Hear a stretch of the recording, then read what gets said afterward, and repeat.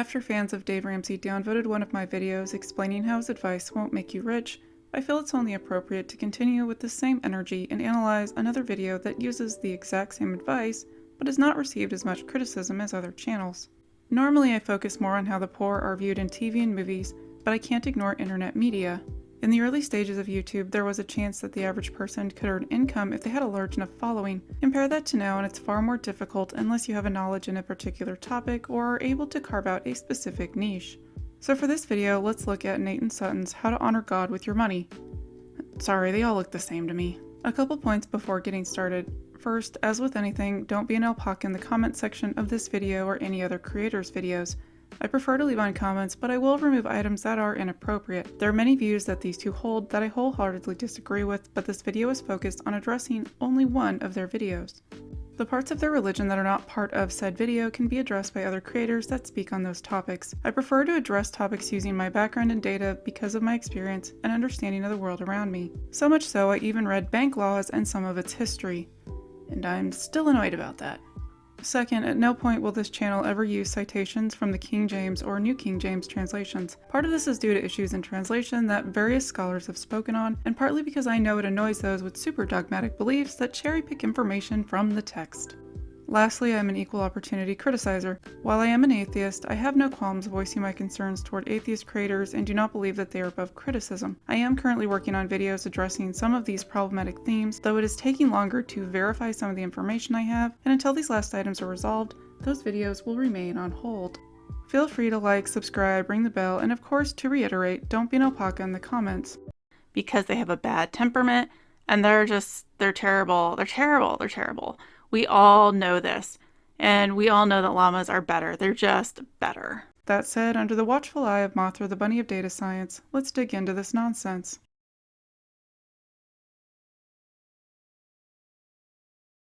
I have a couple theories as to why Nate and Sutton's channel doesn't have the same amount of criticism as Girl Defined or Paul and Morgan, even though they're all roughly about the same size.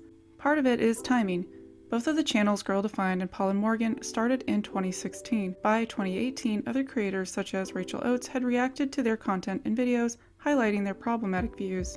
It was a popular theme and there was quite a bit to work with. After a couple years, these reaction videos started to phase out. There are still plenty out there, but not to the same volume. Cue Nate and Sutton. The first video on their channel is from October 12, 2018. While their video quality was much better than most first videos for a YouTube channel, there really isn't much to make them stand out other than the random jarring jump cuts. Not only did their channel start at the end of this era of reaction videos, their channel just didn't really stick out. Most of their videos were the same topics that we've seen before, like dating the Christian way, whatever that means. It feels very generic, and after seeing other Christian influencer channels, it's pretty cookie cutter. They try to use clickbait titles to lure people in, but it just feels dishonest and icky since it's often completely misleading, such as the hardest video I've ever made, where Nate spends 7 minutes dramatically speaking about how he worries about all the people that will go to hell according to their particular interpretation of the text, and the same vague, unclear concerns the pastors of megachurches espouse. If their channel had started in 2016 or either of them had shown a distinct personality, perhaps more people would be aware of these two. I think that's what makes them more insidious, because they haven't been called to the mat as much as other channels have, and this encourages the clickbait titles and misinformation they spread. By hiding behind a Pinterest veneer of live, laugh, love, and insecure muscles, their disdain toward the LGBTQIA+ community has gone mostly, but not entirely, unnoticed.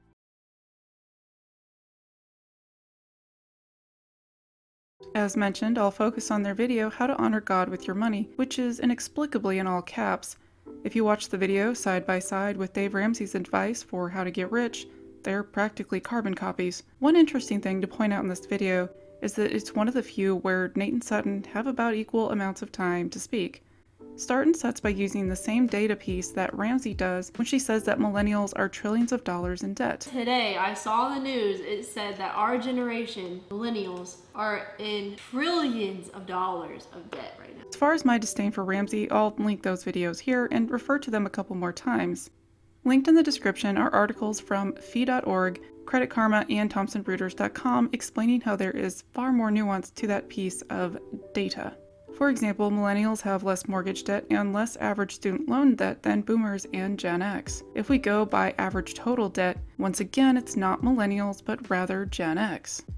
Even credit card debt isn't the highest with millennials. In the article from Thomas Reuters, they point out that the Federal Reserve data, quote, indicates that the percentage of Americans under 35 with credit card debt has dropped to its lowest since 1989, end quote. We could further break all this data down by state and other types of debt, but the point is that simplifying credit to a soundbite like this blurs reality and shows a laziness toward financial literacy. And the very same goes for Ezekiel.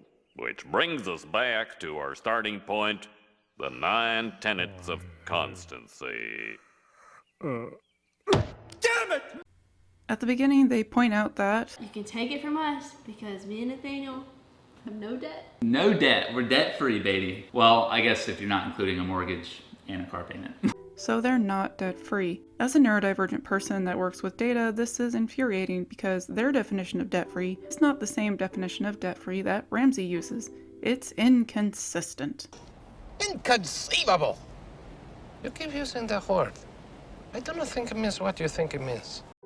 In Ramsey's videos, when he says debt-free, he is also saying no loans for a car or house. For Nate and Sutton, this means debt-free from the bad debts, like credit cards and student loans. We're not quite a minute in, but Sutton says that money is the #1 cause of divorce.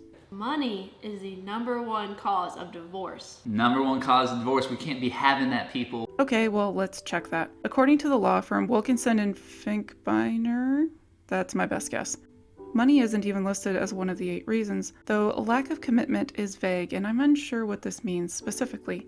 Even looking at the Institute for Divorce Financial Analysts, money issues is not the #1 cause and only makes up 22%.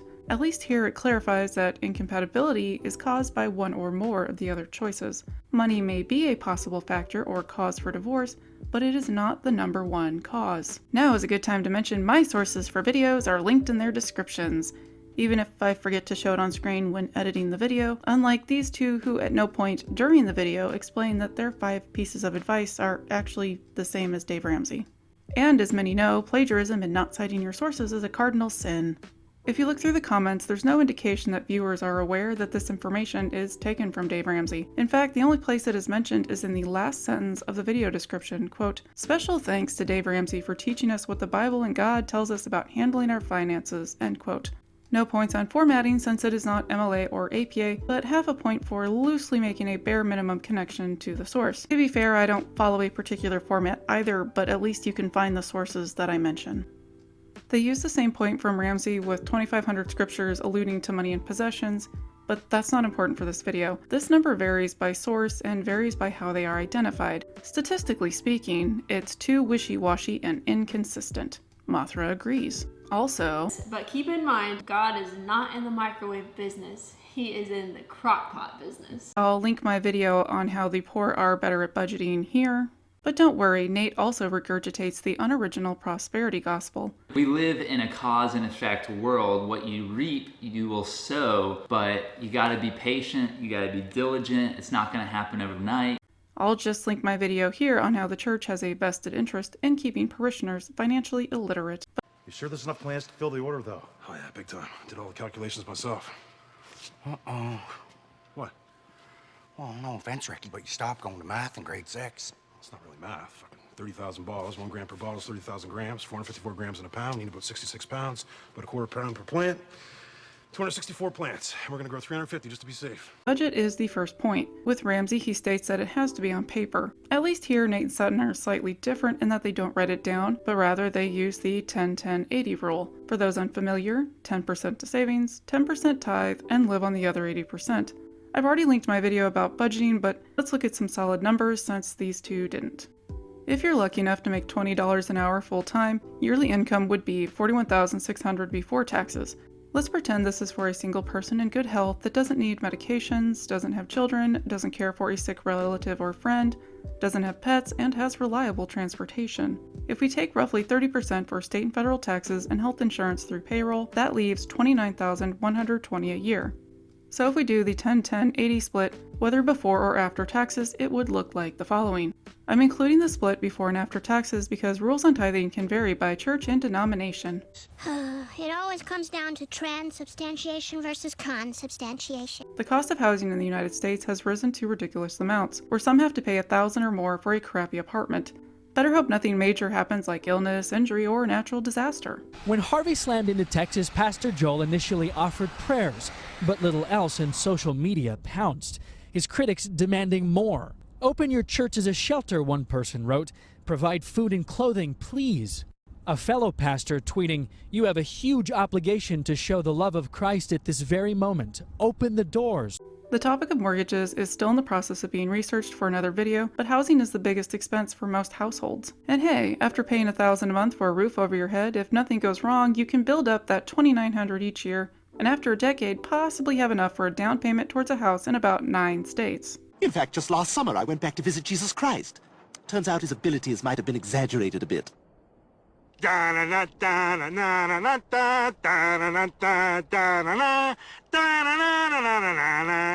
Much like Ramsey, Nate and Sutton bring up the same parable that Ramsey does about the talons.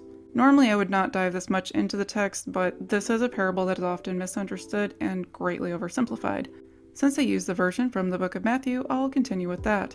The money that is given to each servant in the story is called a talent and is the equivalent of 20 years of labor. To put that into perspective, if we use our example from earlier, that would be $832,000 before taxes, $582,400 after taxes per talent. However, they were given different amounts based on their abilities, which is something not mentioned in their video. One is given 5 talents, the second given 2, and the last 1.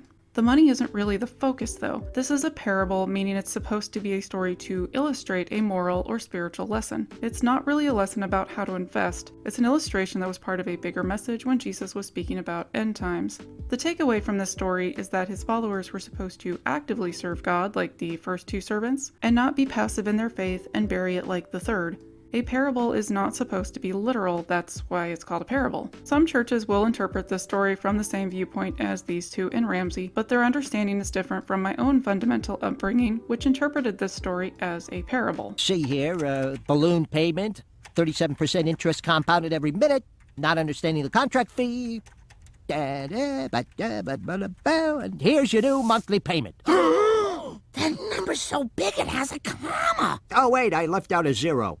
Listen, you. When you gave me that money, you said I wouldn't have to repay it till the future. This isn't the future. It's the lousy stinking now. After a few more jarring jump cuts, they bring up point 2, but we know that they aren't technically out of debt because they have a house and a car payment. Some viewers might have forgotten, but I did not. Because me and Nathaniel have no debt. No debt. We're debt-free, baby. Well, I guess if you're not including a mortgage and a car payment. They use the same proverb verse that Dave does and use the same talking points about credit cards that Ramsey does. Their twist on this one, though, is that they're not talking about loans if you're an entrepreneur because you might need that.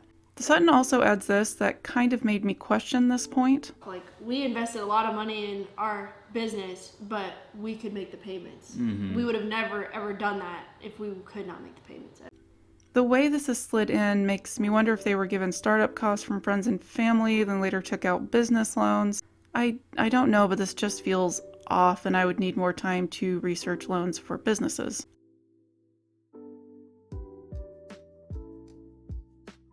Unlike Ramsey, who spent a majority of his video discussing quality relationships, Nate and Sutton barely spend a minute on this topic. We're not saying, don't hang out with poor people or anything like that. We're just saying the people that you do surround yourself with need to be people who honor God with their money and are smart with their money.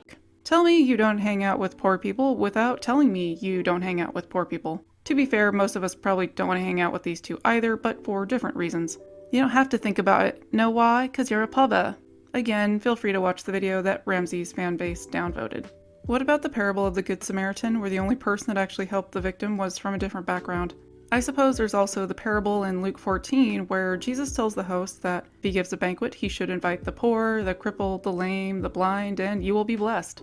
He must have been talking about a different kind of quality relationship, I guess. It's not like he hung out with poor people or anything. And I lost $5. What? $5? Ooh, I'm telling. Now who you gonna tell? We're all sitting right here. How did you lose $5, boy? Where did you get $5? What is it with the jump cuts? Dial-up internet and buffering messed up a bunch of us. No surprise they use the same talking points and verses that Ramsey does. Every time someone uses the Old Testament as proof, it reminds me of the words of Lewis Black. And you called your book new and said our book was old.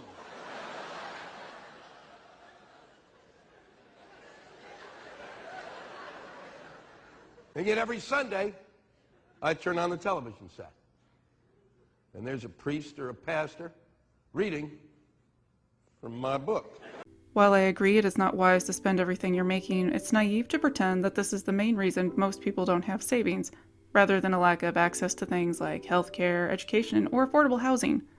There's also this little bit from Sutton I want to add. And you got to invest, whether that's investing into a business like us, we're entrepreneurs, so we reinvest our money into our business. That's going to make us more money, or you can find other ways to reinvest your money to make so your money is making money for you, such as like a stock. We actually made a rule for ourselves that we want to have a certain amount of money in our savings account by the end of the year, and then anything above that we can invest and spend on other things like videography equipment, investing in our business, investing in other places. Most of my critique for this is in my video on Ramsey, and we're going to swing back around to that stocks thing.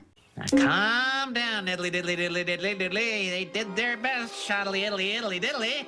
Gotta be nice, hostility diddly diddly diddly. Ah, hell, diddly ding dong crap! Can't you morons do anything right? Nate and Sutton again parrot Ramsey. By now, if the unoriginality wasn't obvious, it should be blatant at this point. As mentioned in previous videos, there are multiple studies that show the poor are consistently more generous than the wealthy. And hell, if we're going to use other stories out of the Bible, I'll throw another one that should be brought up more often. Can't you stop arguing? Arguing? Who's arguing? It takes two to argue. Intellectually, I'm all alone down here. In Mark 12, a widow gives an offering of 2 coins. Jesus explains that her offering is greater than any of those from the wealthy because those 2 coins is all she has, and now she's a widow, she has no income. Again, the poorest are the most generous, not the wealthy. Ramsey spent little time in his video on this point, yet Nate and Sutton spend quite a bit of time discussing this one. And I have just seen so many examples where it's like God wants to show me, okay, you're gonna give, well, I'm gonna give you even more. And I'm not saying that that's how it works every single time or that's what's gonna happen for you. Remember that comment about stocks? Let's return to that. Nate talks about a go-kart accident when he was younger, and that he received a lot of money when he turned 18, and he was hesitant to tithe his 10% to the church, but was glad he did. And I received a good bit of money for that when I turned 18, and I gave 10% of that away, which was like a lot of money in my mind. And then the very next day, I had a stock that it 10 times the next day, and it was like the exact same amount that I gave away, my stock made the very next day. According to the Pew Research Center, 41% of those under 35 directly or indirectly own stocks. For most, this means a 401k. I certainly didn't have stocks at 18, and the only people I knew that did came from upper middle class families or higher. He also mentions his stock increased the next day. Stocks will always go up and down, though the probability of which direction changes. It's not every day that there will be another GameStop, and it sounds like he had a sizable amount of stocks, which is not common for most 18-year-olds. I suppose it makes sense that Ramsey's advice would resonate with these type of people because they've never been poor. They've never had to choose between paying the water bill or the electric bill. They have friends and family they can fall back on if they need help, which might explain why they don't really hang out with poor people. They haven't struggled to put 10% in the offering plate because they only have $20 for their food budget the rest of the month. It's very hard to give when you're in debt. It's very hard to give when you don't have savings. It's very hard to give when you're surrounding yourself around people who aren't cheerful givers. By following the 4 previous steps, it's gonna, I think, inevitably make you want to be a giver and make it much easier to be a giver. You know what? It is hard to give. It's hard to give when housing takes up 60% of your take-home pay. It's hard to give when the cost of groceries doubles. It's hard to give when you're diagnosed with crippling illness that requires expensive medication that isn't covered by insurance. It's hard to give when your hours at work are cut in half. Yet, despite this, the poor are still the most generous. What a privilege to be in a place where the only things making it difficult to give is having debt and a lack of savings.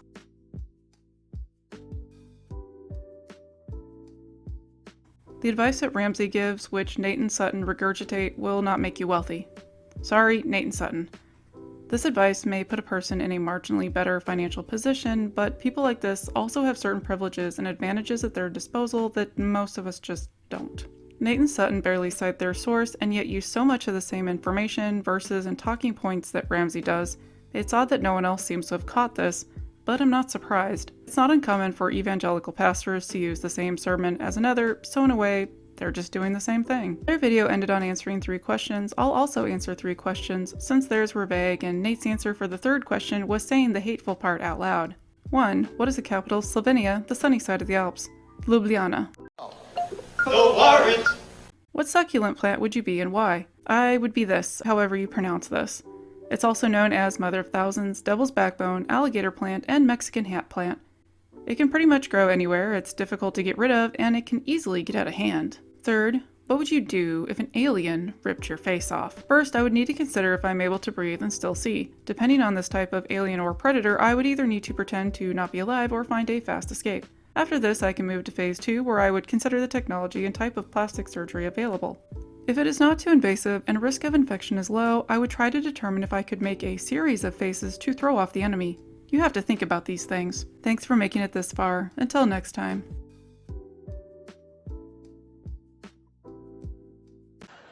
And interpreting it. And their interpretations, I have to tell you, are usually wrong. And it's not their fault, because it's not their book.